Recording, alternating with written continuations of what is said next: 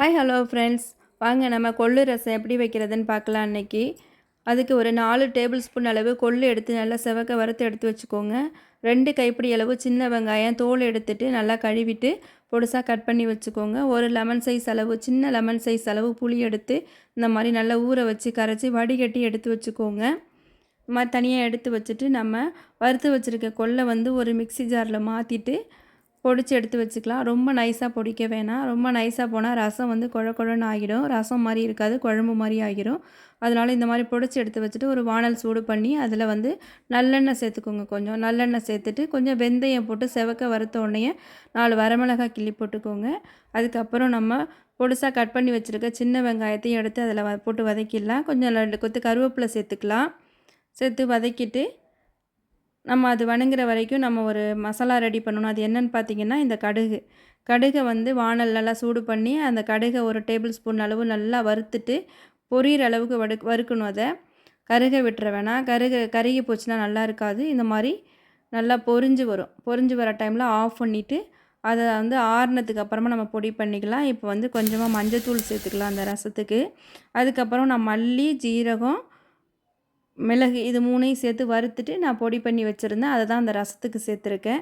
பாருங்கள், எல்லாம் ஒரு டீஸ்பூன் அளவு சேர்த்துக்கிட்டால் போகிறோம்.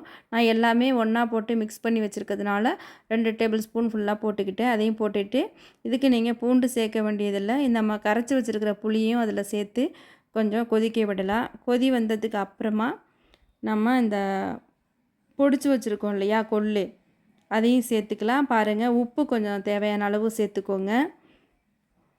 நமக்கு தேவையான அளவு உப்பு போட்டால் போகிறோம். இதையும் சேர்த்துக்கிட்டு அதுக்கப்புறம் இந்த கொள்ளு நல்லா பொடிச்சு வச்சுருக்க கொள்ளை இந்த மாதிரி சேர்த்துக்கோங்க. தூவி விட்டு கட்டி விடாமல் கிண்டி விடுங்க.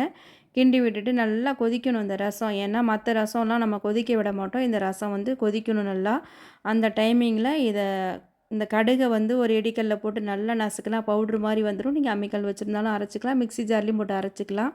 இந்த மாதிரி கடுகு சேர்த்து அதோட மிக்ஸ் பண்ணிவிட்டு இது என்ன பொடி அப்படின்னு பார்த்திங்கன்னா, நம்ம இது ஓமப்பச்சிலைன்னு சொல்லுவாங்க இல்லையா, ஓமவல்லி இலை. அந்த இலையை கற்பூரவள்ளி, எப்படி வேணாலும் சொல்லலாம். அந்த இலையை கற்பூரவள்ளி, அந்த இலையை நான் பவுட்ராக்கி இப்படி வச்சுருப்பேன். அப்பப்போ கிடைக்காத டைமிங்கில் இந்த மாதிரி ரசத்தில் பிள்ளைங்களுக்கு சுடுதண்ணில் போட்டு கொடுக்கறதுக்காக நான் பொடி பண்ணி தனியாக டப்பாவில் போட்டு வச்சுக்குவேன். நீங்களும் இதை ரெடிமேடாக பண்ணி வச்சுக்கோங்க. கிடைக்கிற சீசனில் எல்லாமே நம்ம பண்ணி வச்சுக்கிட்டா தான் உண்டு. இந்த மாதிரி பண்ணி வச்சுட்டு நம்ம சுட சுட சாப்பாடு வச்சு இந்த ரசத்தை அதில் ஊற்றி சாப்பிடும்போது அருமையாக இருக்குங்க சாப்பிட்றதுக்கு. அது மட்டும் இல்லை, நான் ரொம்ப நாளாக சளி பிரச்சனைனால இருக்கீங்க அப்படின்னா கண்டிப்பாக இந்த ரசத்தை ட்ரை பண்ணி பாருங்கள். உங்களுக்கு கண்டிப்பாக ரிசல்ட் கிடைக்கும். நம்ம கொள்ளு ரசம் சாப்பிடுவோம், இருந்தாலும் இந்த மாதிரி மெத்தடில் நீங்கள் வெங்காயம்லாம் சேர்க்கும்போது இன்னும் நமக்கு ரொம்ப நல்லது.